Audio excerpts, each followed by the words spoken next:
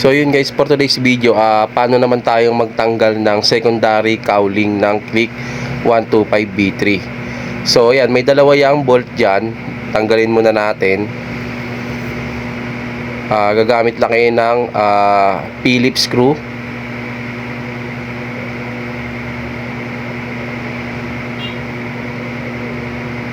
Yan, tanggal ng isa. Yung pangalawa naman.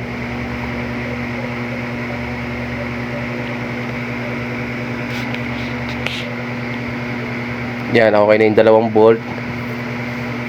Then ang susunod naman, etong sa leeg niya. Ayan, napalitan ko na kasi siya ng gold bolts.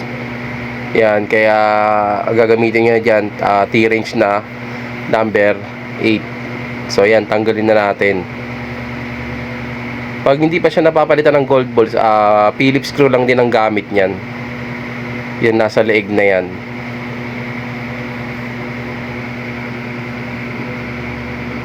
So yan, tanggalin na natin yung dalawa. Bali 6 lang naman na bolt yan. Sa taas, sa leeg, tsaka doon sa ilalim. Yan. Sunod naman ito sa ilalim. Yan. Yan, isa dyan. At isa din doon sa kabila. Yan. Tatanggalin natin yan. Phillips screw lang din ang gamit.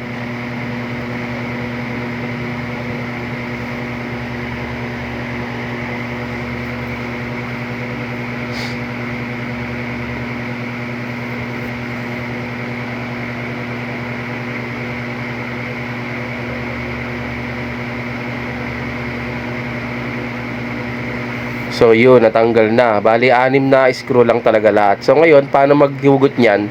Sa harapan ka lang ng motor mo, then papunta sa iyo yung hatak. Then siguraduhin mo lang yung mga, pag natanggal na siya, yung mga sabit sa ilalim, baka mabatak nyo na mataas, maputol. Yung gilid niya kasi may mga sumasabit yan lalo sa bandang kaliwa. Yan sasabit yun sa may ng preno.